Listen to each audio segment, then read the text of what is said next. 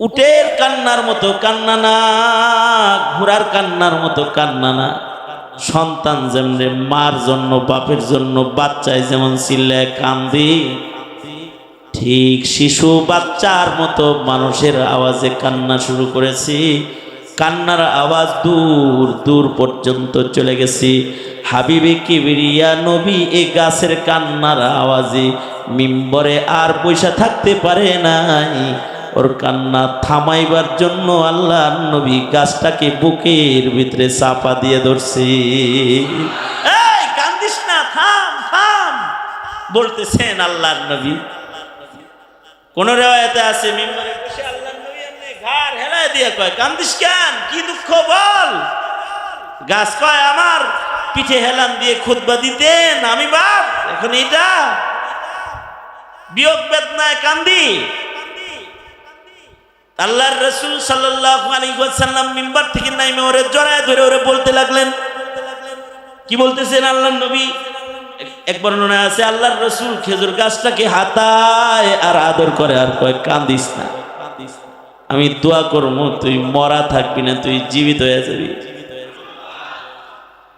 তোর গাছে ফল ধরবে, তুই খেজুর দিবি, মৌসুমে মৌসুমে খেজুর দিবি না রে, 12 মাস তোর ডালে ডালে খেজুর ঝুলতে থাকবে।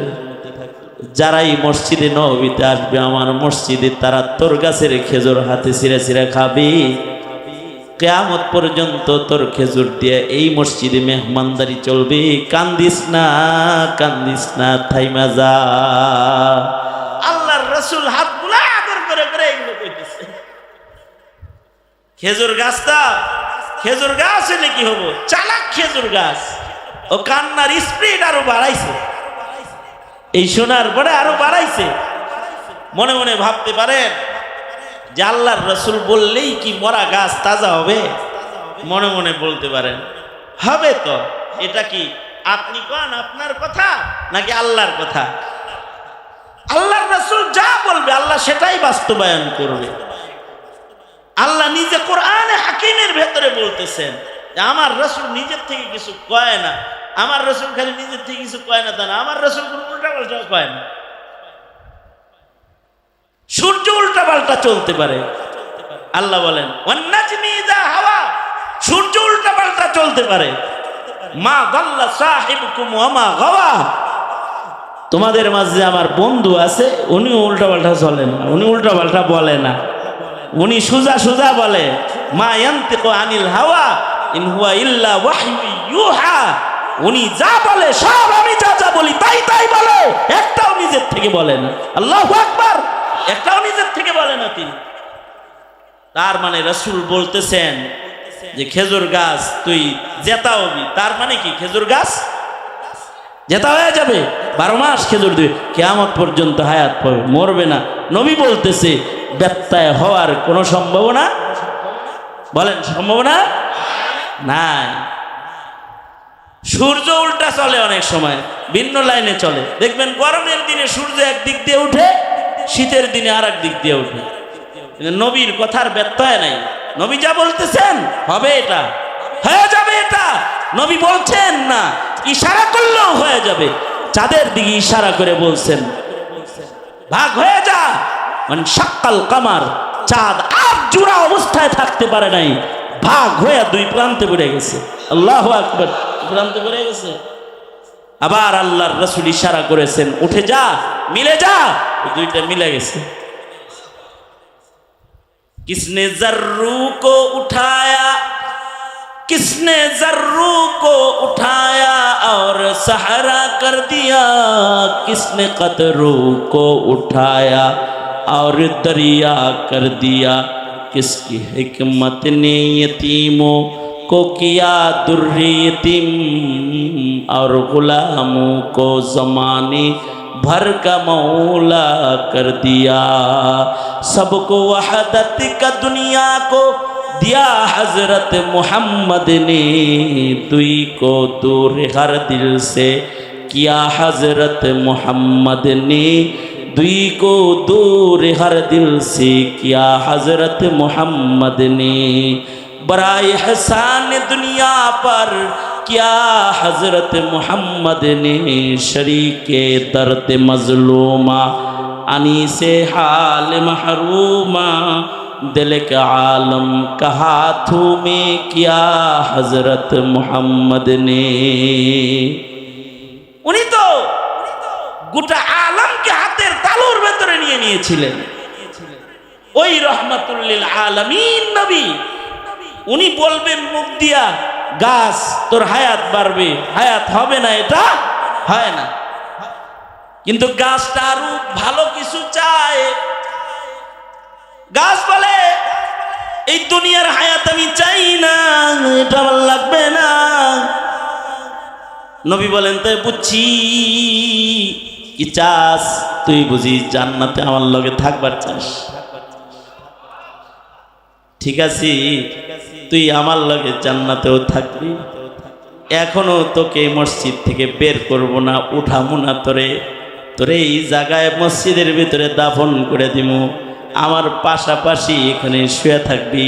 হাসরের মাঠে আমার পাশাপাশি তুই দাঁড়াবি, আর জান্নাতের ভেতরে তুই আমার ভালোবাসস, আমার সাথে থাকবি।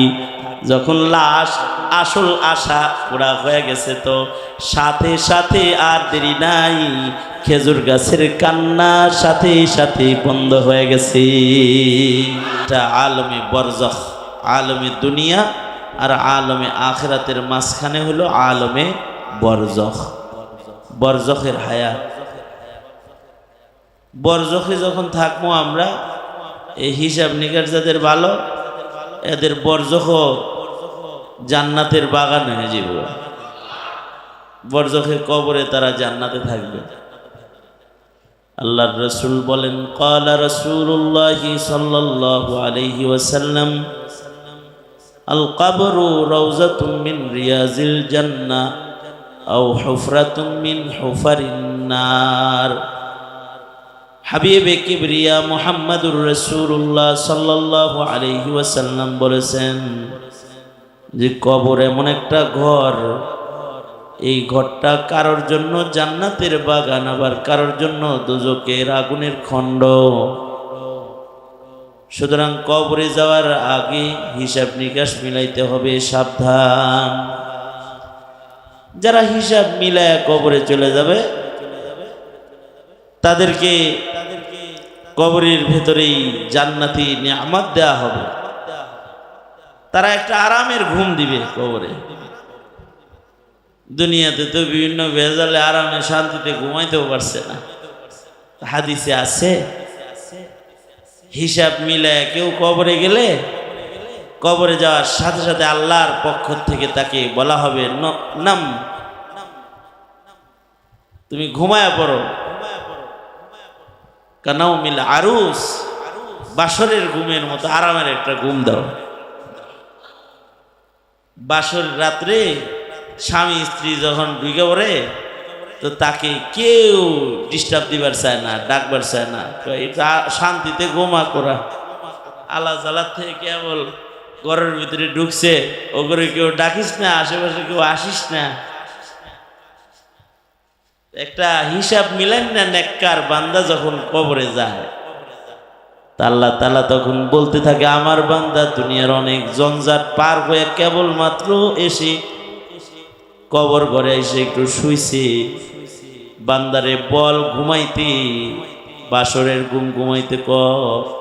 আমি সারা বান্দাকে ডাক দেওয়ার আর কেউ নাই, কেউ ডাক দিবে না, আরাম একটা ঘুম দিতে ক।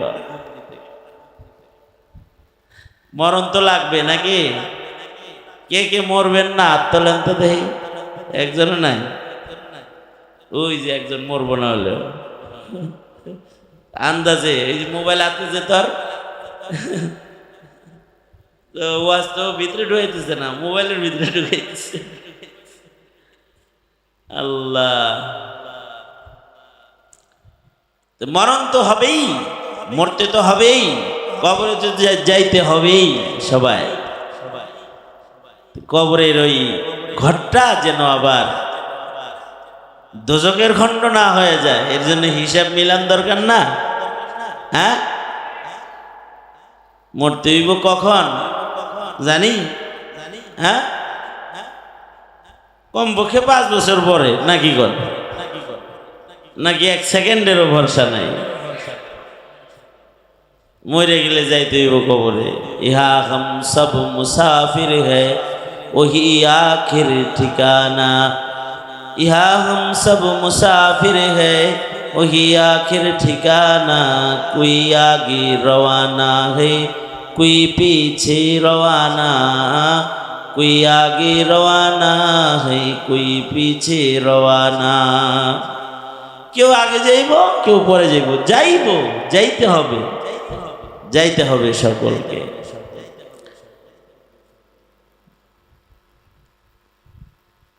যাওয়ার পরে যেন পিকনিক পাটনি শুরু না, একটা ধান্দা থাকা দরকার। এই হিসাব নিকাশটা সবার মিলায়া ফেলান দরকার। কারণ মৌত কারে কোন সময় ধরবে এটা কেউ জানে না। হায়াতের বন্টন করতেছেন যিনি, তিনি সময় মতো মৃত্যু পাঠাইয়া দিবেন, কখন পাঠাইবেন জানা নাই। সময়টা যেন বাজে কাজে শেষ না হয়ে যায়। আমাদের জীবনে এই হিসাব নিকাশগুলো না থাকলেও আসলে যারা আল্লাহর পেয়ারা বান্দা হয়েছে এদের জীবনে এর হিসাব নিকাশ খুব ছিল। যেমন মুফতি আজম শফি রহমতুল্লাহ আলাই, তো উনি চিন্তা করলেন ডেলি যদি 4 বার বাথরুমে যায় আর একবার যায় যদি 10 মিনিট করে যায়, তাহলে 10 মিনিট করে যদি যায় উজু ইস্তেঞ্জা সহ 4 বার গেলে পরে 5 বার, 5 বেলা যদি যায় 5 নামাজের আগে কয় বেলা হয়, কয়বার হয়? হ্যাঁ, কয় মিনিট যায়? একদিনে যদি 50 মিনিট খালি আগাখানার ভিতরে যায়, মানে বাথরুমের ভিতরে যায়, তাইলে 365 দিনে কত ঘন্টা বাথরুমে যায়? আর যদি 65 বছর হায়াত হয় তাইলে মোটামুটি কত ঘন্টা বাথরুমে কাটাইছে? এই বেজাল্লা হিসাব যদি দেওয়ান লাগে যে এত সময় বাথরুমে ছিলি, খবিস কোনে কর, যদি এটা দেওয়ান লাগে এটা মুসিবতে পড়ে যাবে না? আশ্চর্য বাথরুম! এখনকার বাথরুমের ভিতরে পেপার আছে, টিভি আছে,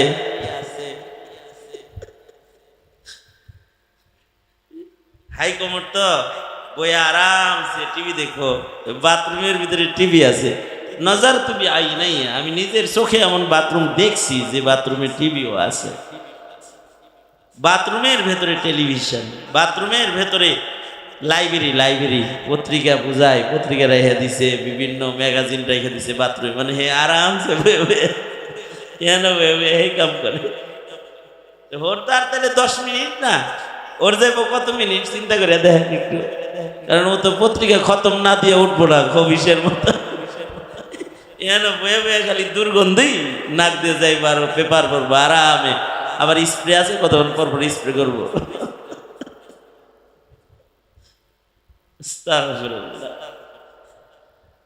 আহা, অথচ বাথরুমের ভেতরে নাপাক জায়গা তো, এখানে ওইখানে গেলে তো শয়তান মস করতে পারে। বাথরুমে যাওয়ার দোয়া কি শিখাইছে আল্লাহর নবী? আল্লাহুম্মা, হে আল্লাহ আপনার কাছে পানাহ চাই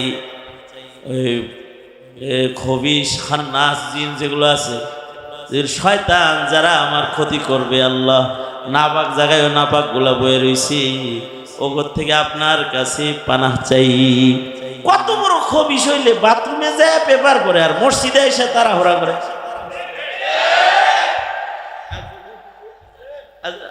আমি আপনাদের এলাকার বদনাম করতেছি না, অন্য এলাকার কথা বলতেছি। আছে না এরকম? আস্তাগফিরুল্লাহ। হায়াতের হিসাব মিলান। কয় ঘন্টা মসজিদে কাটছে, কয় ঘন্টা টিভির সামনে কাটছে, কয় ঘন্টা বাজে আড্ডায় কেটেছে, কয় ঘন্টা দুষ্ট বন্ধুদের সাথে কেটেছে, আর কয় ঘন্টা মৌলবীর সাথে কেটেছে, কয় ঘন্টা আল্লাহওয়ালাদের সাথে জীবনে কেটেছে, কয় ঘন্টা জিকির ফিকিরে কেটেছে, আর কয় ঘন্টা বিভিন্ন নষ্ট ভ্রষ্ট কাজে কেটেছে। হিসাব করবেন না? একটু হিসাব করা দরকার না? মুহাসাবা চাই, হিসাব চাই জীবনে। যারা মৃত্যুর আগে নিজের হিসাব কষে ফেলবে, মরার পরে তাদের হিসাব আসান হয়ে যাবে। যাদের হিসাব খুব ভালো, এদের মরণের সময় আল্লাহর জান্নাতের দুয়ার খুলে দেওয়া হবে। জান্নাত দেখতে দেখতে আল্লাহর জান্নাতের ভেতরে চলে যাবে। মৃত্যু হবে জান্নাতে ঢোকার দরজা। একদিক দিয়ে মরবে আর একদিক দিয়ে জান্নাতের জগতে কদম রাখবে।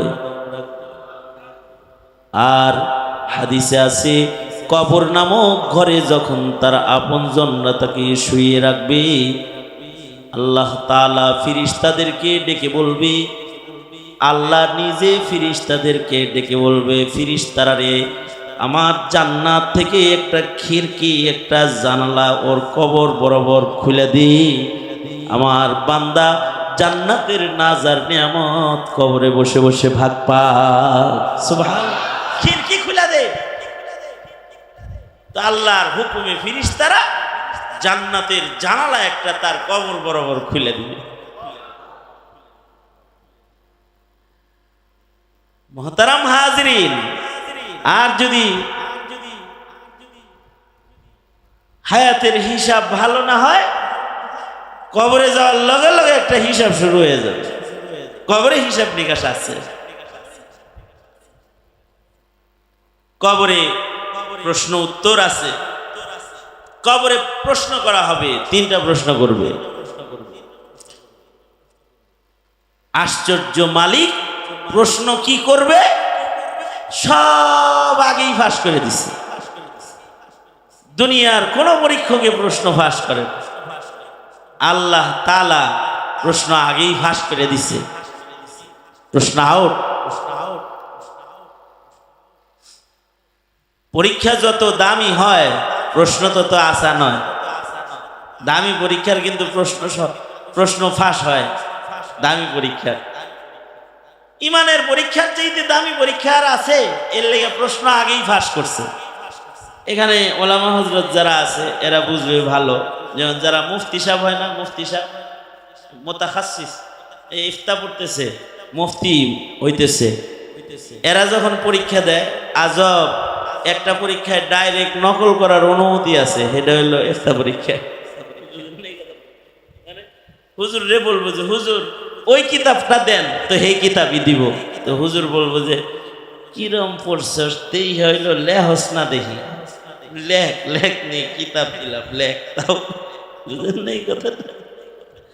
কিতাব খুইলা দিবে লেখবার লাগে, তারপরে লেখ দেখি কিরকম তামরিন করছিলি সারা বছর। হ্যাঁ, তাহাজ্জুদে যেরকম কিতাব খুললে দেয় দেখে লেখবার লেগে, বান্দা কল্পনা করবে নামাজ না পড়লে কি হইব, পড়তে তো দেখছি কয়ালাই। ইসলাম না মানলে কি হইব, ইসলাম যারা মানে তা করে তো দেখছি। তো সব দাঁড়ায় দাঁড়ায় মিথ্যা কথা শুরু করবো। হ্যাঁ নামাজ পড়ছ, হ্যাঁ পড়ছি, তো আল্লাহ দেখাও দিই একটু। হাসরের মাঠের অবস্থা হবে এটা। আর কবরের হালত কি, কবরে প্রশ্নপত্র আগে আউট। ইমানদার যদি হয়ে থাকো বলো, মুখ দিয়ে বলো তোমার রবকে, মান রব্বুকা, এটা জিজ্ঞাসা করা হবে। যারা ডুপ্লিকেট ইমান, ইমানের হিসাব নিকাশ মিলায় নাই, ফাঁস প্রশ্নের উত্তরও তারা দিতে পারবে না। আল্লাহর রাসূল সাল্লাল্লাহু আলাইহি ওয়াসাল্লামকে দেখায়া জিজ্ঞাসা করা হবে। এটা জিজ্ঞাসা করা হবে না মান নাবিয়ুকা, জিজ্ঞাসা করা হবে ওমান হাযার রাজুলুল্লাযী বুইসা ফীকুম, এই যে চেহারাটা দেখা যায় ইনি কে, চিনো তো? এমনি দেখায়া জিজ্ঞেস করবে। ভক্ত ছিল যেহেতু নাস্তিক মুরতাদের দেখা চিনবে না, জাগর লোকে খাতির ছিল তাগর চেহারা খালি ভেসে উঠবে। উম্মত হয়েও নবী যে এটা তার নবী এটা বলতে পারবে না। আর যদি থাকে অনেক দূরে, যে ছিল তো বহু দূর, কিন্তু নবীর সাথে খাতির ভালো ছিল, তো তখন ছবি দেখান লাগবে না, সাথে সাথে নবীরে দেখে আগেই মুস্কি হাসতে থাকবে আর বলতে থাকবে, আরে এই তো সেই সরকার ছিল মদিনায়, আর আমি দূর দেশে বসে বসে তারে পাওয়ার লেগে পাগল ছিলাম। এ তো আমার নবী উত্তর দিয়ে দিবে। হিসাব মিলাইছে ভালো, কবরের সওয়াল জবাব ভালো। এজন্যে হাসিবু ক্বাবলা আন তুহাসাবু, নিজের হিসাব করণ চাই হিসাব হওয়ার আগে। আমরা সবাই মরণশীল, সকলকেই কবরে যেতে হবে, একটা হিসাব নিকাশ লাগবে না? এইটা এই যে সময়টা মসজিদে কাটাইলেন, নেক মজলিসে কাটাইলেন, আল্লাহর কসম এই সময়ের হিসাবটা আসান হইল। এই সময়ের দামটা মিজানের পালায় বেশি হইব, এটা ওজনদার হইব।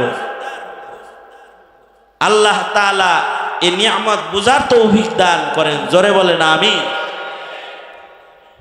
সারা দুনিয়ার মুসলমানরা আজ বিভ্রান্ত পথভ্রষ্টতার দিকে মিছিল সহকারে যাইতেছে। এই সময় হেদায়েতের বাণী অনেক দামি, তৃষ্ণার্তের এক গ্লাস পানির মতো। সারা দুনিয়া এখন বেপরোয়া এক পথে দৌড়াইতেছে।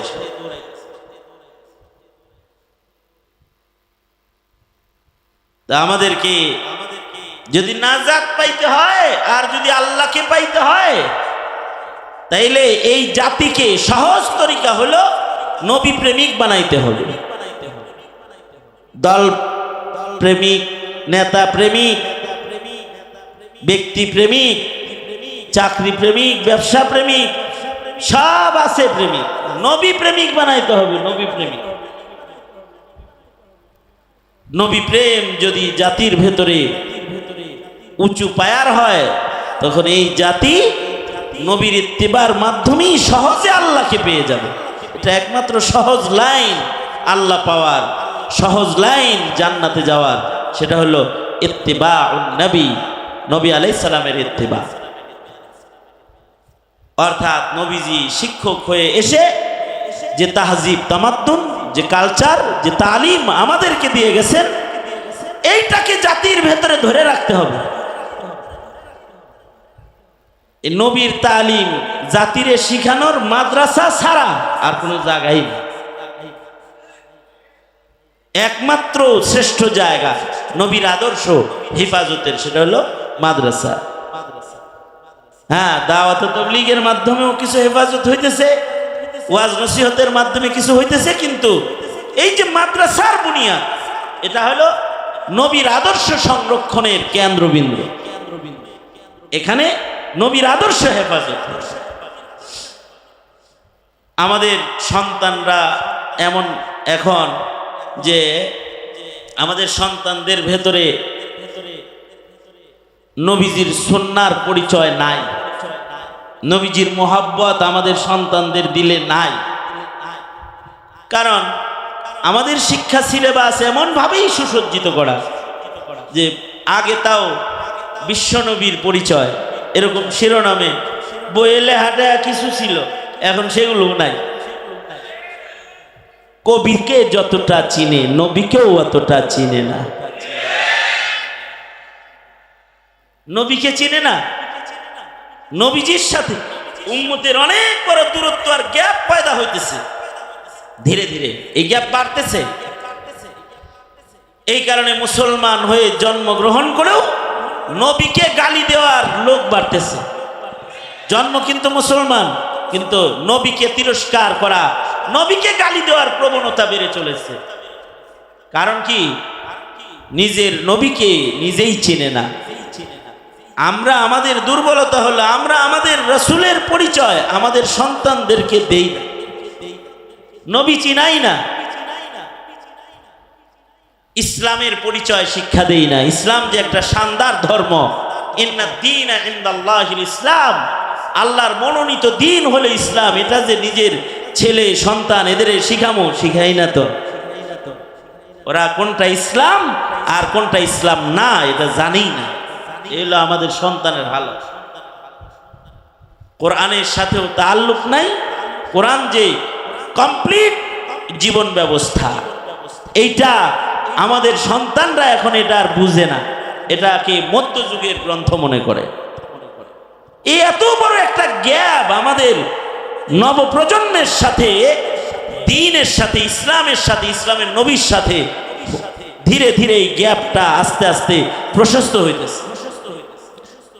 আর এই প্রশস্ততা বেড়ে যাওয়ার একটা বড় কারণ হলো দাওয়াত ও তবলিগের কাজে বাধা, ওয়াজ মাহফিলে বাধা, তবলিগে বাধা, মাহফিলগুলোতে বাধা, দ্বীনি নসিহতে বাধা। দিন যে বুঝবে ওরা যেন বুঝতে না পারে, এর জন্য একটা গ্যাপ পয়দা হয়ে যেতেছে। এই গ্যাপটা এটা কিন্তু আমাদের ঈমানকে বরবাদ করতেছে। আমরা আমাদের নবীরে চিনি না, নবী হয়ে নবীর উম্মত হওয়ার জন্য পাগল হয়েছে, আর আমরা উম্মত হয়ে নবীরে চিনি না, নবীর প্রতি অশ্রদ্ধা।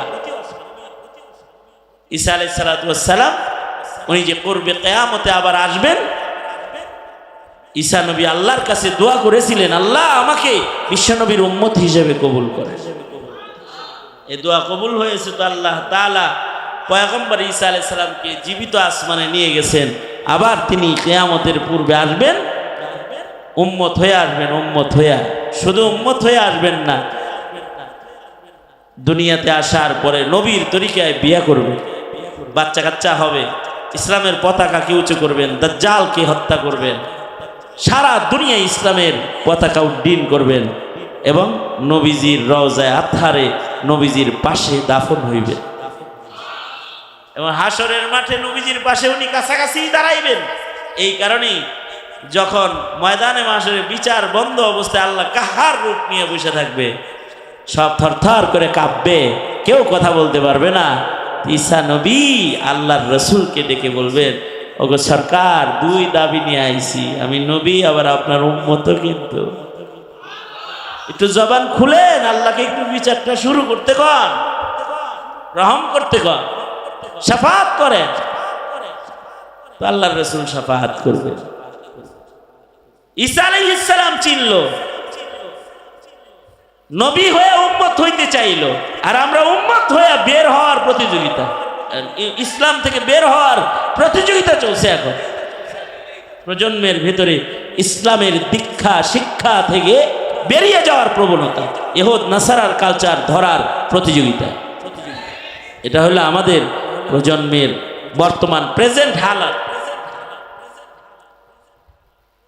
আমাদের নবী আলাইহিস সালাতু ওয়াস সালামকে পাথরেও চিনছে, মানুষ হয়ে আমরা চিনি না যে আমাদের নবী কি, চিনি না। যদি চিনতাম তাহলে নবীকে মানতাম, নবীকে চিনি না। আল্লাহর নবী রাস্তা দিয়া যাইতেছেন, পাথরের পাশ দিয়া আল্লাহর রসুল অতিক্রম করতেছেন, তো পাথর থেকে আওয়াজ বের হইতেছে, আসসালামু আলাইকা আইয়ুহান নবী। জোরে করে পাথর থেকে আওয়াজ বের হয়েছে, আসসালামু আলাইকা আইয়ুহান নবী। আল্লাহর রসুলকে সালাম দিতেছে। সাহাবীরার সাথে যারা আছে তারা মানুষ খুঁজতেছে, কে রে কোন জায়গা থেকে আল্লাহর রসুলের সালাম দেয়। আল্লাহর নবী বলে, সাহাবীরা কোনো মানুষ খুঁজা লাভ নাই, মানুষে সালাম দিছে তা না, এই যে পাথর, ইয়ারিফুনি ওয়া আনা আরিফুহু, এ পাথরেও আমি নবীরে চিনে আর আমিও ওকে চিনি। এ পাথর আমারে সালাম দেয়, আমি ওকে সালাম দিই। পাথরও নবীজিকে চিনি, উম্মত হয়ে চিনি না। উম্মত হয়ে নবীর সুন্নাহকে তিরস্কার করে নাটক বানায়, সেই নাটক আবার মুসলমানের আওলাদ উম্মত হয়ে দেখে, কারে আঘাত করতেছে বুঝার চেষ্টা করে না, চিনেও না, বুঝেও না। এই তো হালাত। আমাদের নবী আলাইহিস সালাতু ওয়াস সালামকে শুধু পাথরে চিনে না, পাহাড়েও চিনে। আল্লাহর রাসূল সাল্লাল্লাহু আলাইহি ওয়াসাল্লাম মদিনায় ঢুকতেছেন, তো হযরত জিবরাইল এসে আল্লাহর রাসূলের সামনে দাঁড়ায় গেছে। আল্লাহর নবীকে হযরত জিবরাইল বলে, ওগো সরকার, এই পথ দিয়ে মদিনায় ঢুকতেছেন কেন? পুরান পথে যান। সব সময় যেই পথ দিয়ে আপনি মদিনায় ঢুকেন ওই পথে যান। কারণ কি? জিবরাইল বলে, ওগো সরকার, যে পথ দিয়ে ঢুকতেছেন এই পথ দিয়ে উহুদ পাহাড় আপনাকে দেখতে পায় না, এজন্য চিৎকার করে কাঁদতেছে। আল্লাহ তাআলা ওর কান্না শুইনা আমাকে আপনার কাছে পাঠাইছি। উহুদ আপনাকে দেখে না, এজন্য উহুদ কেন্দে যার যার। ওগো সরকার, আপনি একটু রাস্তা পরিবর্তন করে যে পথে গেলে উহুদ আপনারে দেখতে পায় ওই পথে আপনি যান। আল্লাহর নবী সকল সাহাবীদের সাথে লইয়া ওই পথ ধরছেন যে পথ দিয়া মদিনায় ঢুকলে উহুদ পাহাড় দেখা যায়। আল্লাহর রসুল আগাইতেছেন আর উহুদ তাকায় তাকায় দেখতেছেন। আল্লাহর নবী উহুদের পাদদেশে দাঁড়ায় বলে, সাহাবীরা রে, হাদা উহুদ ইউহিব্বুনি ওয়া উহিব্বুহু।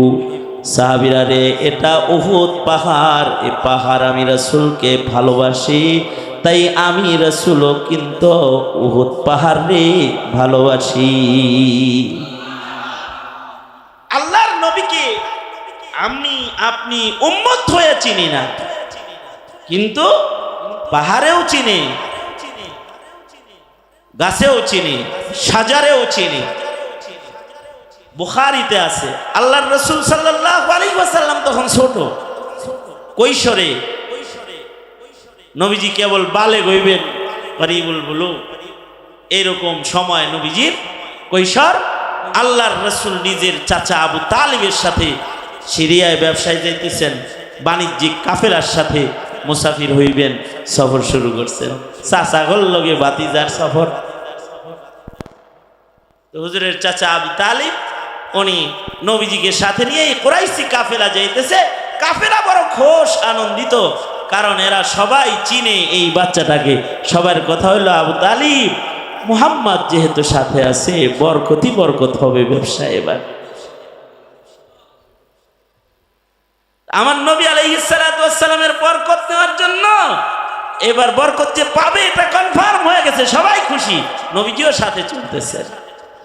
সিরিয়ার বর্ডার পর্যন্ত যাওয়ার পরে বর্ডার এরিয়ায় একটা গাছ আছে, যে গাছের গোড়ায় শহরের বড় বড় ব্যবসায়ীর প্রতিনিধিরা এখানে অপেক্ষা করে আর দেখে শহরে কে ভালো মাল লয়ে ঢুকতেছে। ব্যবসায়ীদেরকে সতর্ক করে। ব্যবসায়ীরা এই গাছের গোড়ায় বসে আছে মাল খরিদ করার নিয়তে। আবু তালিব কাফেলা লইয়া এই গাছের কাছাকাছি যখন গেছে, হঠাৎ করে এখানে এক পাদ্রীর আগমন হয়েছে। যে পাদ্রী মাঝে মাঝে এই জায়গায় আসে, এজন্য আসে, সে কিতাবে পড়েছে এই গাছের গোড়ায় আখেরি নবীর আগমনও ঘটবে। মাঝে মাঝে এই জায়গায় আসে, আখেরি নবীর মোলাকাত পাওয়া যায়। এই যে পাদ্রী মহোদয় আইছে, সে আইছে তার আর এক ধান্দায়, আখেরি নবীর জিয়ারতের ধান্দায়। ব্যবসায়ীরা তো কাফেলা দেখে আগায় গেছে, মাল দেখতেছে, কিন্তু এই তাওরাতের হাফেজ যে পাদ্রীটা আছে, সে আর নড়ে চড়ে না। সে এই জায়গায় বসে এই গাছের আজব তামাশা দেখতেছে। আজকে তো গাছটাকে একটু আনন্দিত আনন্দিত লাগতেছে। গাছ আজকে এরকম করে কেন?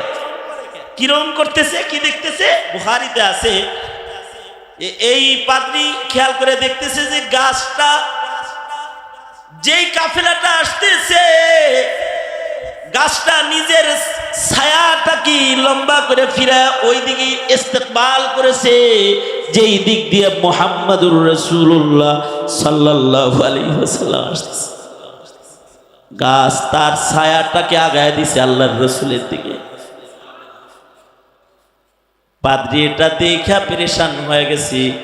হায় রে, কাফেলায় না জানি কি আছে। কাফেলাটা এসে গাছের ছায়ার নিচে বসে গেছে। হাবিবে কিবরিয়া, বাচ্চা মানুষ মুরব্বীদের জন্য সম্মান করে প্রচণ্ড রৌদ্রের ভেতরে কাফেলার সকলকে বিশ্রামের জন্য গাছের ছায়ায় বসায় দিছি, কিন্তু আল্লাহর দোস্ত নিজে রৌদ্রে যায় দাঁড়ায় রয়েছে। পাদ্রী খেয়াল করে দেখে মুহাম্মদ যে জায়গাটায় বসেছে ওই জায়গায় ছায়া নাই, কিন্তু বড়রা ছায়ায় বসেছে, নবী মুহাম্মদ রৌদ্রে বসেছে।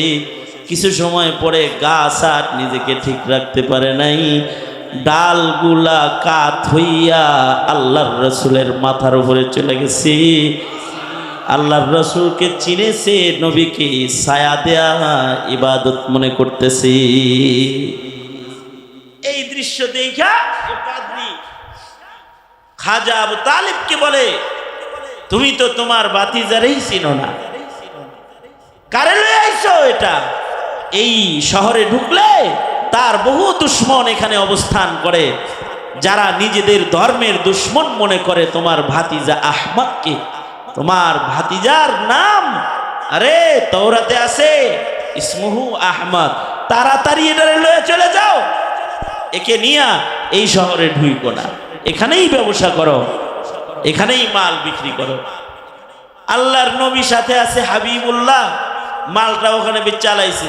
সিরাতের কিতাবে আছে এই রাস্তায় মাল বেচে আবু তালিবের যে ব্যবসাটা হয়েছে, ওনার জিন্দিগিতে কোনোদিন কোনো বাণিজ্যিক কাফেলায় এত ব্যবসা হয় নাই। কারণ সাথে আছে রহমাতুল লিল আলামিন নবী মুহাম্মাদুর রাসূলুল্লাহ সাল্লাল্লাহু আলাইহি ওয়াসাল্লাম। গাছেও নবীকে চিনি, নবীজিকে কি শুধু আমরা তো উম্মত হয়ে চিনি না, নবীজিরে কি খালি তাজা গাছে চিনে, মরা গাছেও চিনে নবীজি।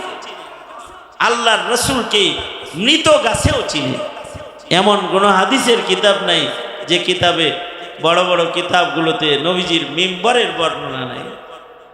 আল্লাহর রসুল মসজিদে নববীতে আছেন, এক মহিলা খাতুন নবীজিকে এসে বলে, ওগো আল্লাহর নবী, আপনি একটা খেজুর গাছের সাথে হেলান দিয়ে খুতবা দেন, এটা আমার ভাল লাগে না।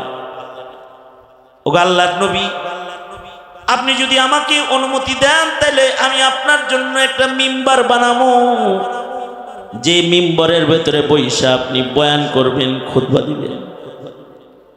আমার একটা সুন্দর কাঠ মিস্ত্রি আছে, ভালো পারদর্শী, সুন্দর করে সে আপনাকে একটা মিম্বার বানায়া দিবে। আল্লাহর রসুল হাবিবে কিবরিয়া নবী মহিলার প্রেম আর ইশক দেখে তাকে অনুমতি প্রদান করলেন। আল্লাহর রসুল সাল্লাল্লাহু আলাইহি ওয়াসাল্লাম অনুমতি দিলে এই লোক তাড়াতাড়ি চলে গেছে। এই মহিলাটা একটা মিম্বার বানাবে, এই কারণে কাঠ জড়ো করেছে। এই কাঠগুলা নিজের খাদেম, নিজের গোলামকে দিয়ে বলে, গোলাম এমন সুন্দর মিম্বার বানাবি যা দেখতে বড় সুন্দর হয়, কারণ এই মিম্বরে দাঁড়ায়া খুতবা করবেন মুহাম্মাদুর রাসূলুল্লাহ সাল্লাল্লাহু আলাইহি ওয়াসাল্লাম। এই গোলামে সুন্দর করে একটা মিম্বার বানাইছে। যেদিন এই মিম্বারটা মসজিদে ঢুকাইব, তো মসজিদের গেটে লয়ে আইছে, আল্লাহর নবী অনুমতি দিছে, ঢুকায়া ফেলা তাড়াতাড়ি মিম্বার, ঢোকা ভেতরে। ওই যেখানে আমি হেলান দিয়ে দাঁড়ায় খুতবা দিই, এই জায়গা বরাবর নিয়ে মিম্বারটাকে বসায় দাও। আশ্চর্য খবর হলো, যখনই মিম্বারটা মসজিদের ভিতরে ঢুকাইছে, সাথে সাথে নবীজি যে গাছ, খেজুর গাছ, কাটা মরা খেজুর গাছ, যার ভেতরে হেলান দিয়া আল্লাহর রসুল খুতবা দিতেন, মসজিদের খুঁটি, এই খেজুর গাছটা জোরে জোরে চিৎকার করে মানুষের মতো কান্না শুরু করছে। কোন রাবি রেওয়ায়েত করে উটের হেনহানির মতন, গাধার ঘোড়ার আওয়াজের মতন জোরে চিৎকার করে করে কাঁদতেছে।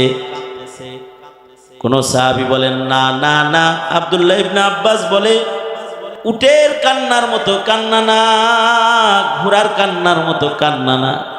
সন্তান যেমন মার জন্য, বাপের জন্য বাচ্চায় যেমন চিল্লায় কান্দি, ঠিক শিশু বাচ্চার মতো মানুষের আওয়াজে কান্না শুরু করেছি। কান্নার আওয়াজ দূর দূর পর্যন্ত চলে গেছে। হাবিবে কিবরিয়া নবী এই গাছের কান্নার আওয়াজে মিম্বরে আর পয়সা থাকতে পারে নাই। ওর কান্না থামাইবার জন্য আল্লাহর নবী গাছটাকে বুকের ভিতরে চাপা দিয়ে ধরছে। এই কান্দিস না, থাম থাম বলতেছেন আল্লাহর নবী। কোন রিওয়ায়াতে আছে মিম্বরে বসে আল্লাহর নবী এমনি ঘাড় হেলায় দিয়ে কয়, কান্দিস কেন, কি দুঃখ বল? গাছ কয়, আমার পিঠে হেলান দিয়ে খুতবা দিতেন, আমি বাপ এখন এটা বিয়োগ বেদনায় কান্দি। আল্লাহর রাসূল সাল্লাল্লাহু আলাইহি ওয়াসাল্লাম মিম্বার থেকে নাইমে ওরে জড়ায় ধরে ওরে বলতে লাগলেন। কি বলতেছেন আল্লাহর নবী? এক বর্ণনা আছে আল্লাহর রাসূল খেজুর গাছটাকে হাতায় আর আদর করে আর কয়, কান্দিস না, আমি দোয়া করবো তুই মরা থাকবি না, তুই জীবিত হয়ে যাবি। তোর কাছে ফল ধরবে, তুই খেজুর দিবি, মৌসুমে মৌসুমে খেজুর দিবি না রে, 12 মাস তোর ডালে ডালে খেজুর ঝুলতে থাকবে। যারাই মসজিদে নববীতে আসবে আমার মসজিদে, তারা তোর গাছের খেজুর হাতে ছিঁড়ে ছিঁড়ে খাবি। কিয়ামত পর্যন্ত তোর খেজুর দিয়ে এই মসজিদে মেহমানদারি চলবে। কান্দিস না, কান্দিস না, থাইমা যা। আল্লাহর রাসূল হাত বুলা আদর করে করে এগুলো কইতেছে। খেজুর গাছটা, খেজুর গাছ হলে কি হবো, চালাক খেজুর গাছ। ও কান্নার স্পিড আরো বাড়াইছে, এই শোনার পরে আরো বাড়াইছে। মনে মনে ভাবতে পারেন যে আল্লাহর রাসূল বললেই কি মরা গাছ তাজা হবে? মনে মনে বলতে পারেন হবে তো। এটা কি আপনি কোন আপনার কথা নাকি আল্লাহর কথা? আল্লাহর রাসূল যা বলবে আল্লাহ সেটাই বাস্তবায়ন করবে। আল্লাহ নিজে কোরআনে হাকিমের ভেতরে বলতেছেন যে আমার রাসূল নিজের থেকে কিছু কয় না। আমার রাসূল খালি নিজের থেকে কিছু কয় না তা না, আমার রাসূল কোনো উল্টা পাল্টা কয় না। সূর্য উল্টা পাল্টা চলতে পারে। আল্লাহ বলেন ওয়ান নাজমি ইযা হাওয়া, সূর্য উল্টা পাল্টা চলতে পারে। মা দাল্লা সাহিবুকুম ওয়া মা গাওয়া, তোমাদের মাঝে আমার বন্ধু আছে, উনি উল্টা পাল্টা চলে না, উনি উল্টা পাল্টা বলে না, উনি সোজা সোজা বলে। মা ইয়ান্তিকু আনিল হাওয়া ইন হুয়া ইল্লা ওয়াহয়ু ইউহা, উনি যা বলে সব আমি যা যা বলি তাই তাই বলে, একটাও নিজের থেকে বলে না। আল্লাহু আকবার, একটাও নিজের থেকে বলে না তিনি। তার মানে রাসূল বলতেছেন যে খেজুর গাছ তুই জেতা হবি। তার মানে কি খেজুর গাছ জেতা হয়ে যাবে, 12 মাস খেজুর দিবে, কিয়ামত পর্যন্ত হায়াত পাবে, মরবে না। নবী বলতেছে ব্যত্যয় হওয়ার কোনো সম্ভাবনা, বলেন সম্ভাবনা নাই। সূর্য উল্টা চলে, অনেক সময় ভিন্ন লাইনে চলে। দেখবেন গরমের দিনে সূর্য একদিক দিয়ে উঠে, শীতের দিনে আর এক দিক দিয়ে উঠে। নবীর কথার ব্যত্যয় নাই। নবী যা বলতেছেন হবে, এটা হয়ে যাবে, এটা নবী বলছেন না, ইশারা করলেও হয়ে যাবে। চাঁদের দিকে ইশারা করে বলছেন ভাগ হয়ে যা, মানে সাক্কাল কামার, চাঁদ আর জোড়া অবস্থায় থাকতে পারে নাই, ভাগ হয়ে দুই প্রান্তে পড়ে গেছে। আল্লাহু আকবার, প্রান্তে পড়ে গেছে। আবার আল্লাহর রাসূল ইশারা করেছেন উঠে যা, মিলে যা, দুইটা মিলে গেছে।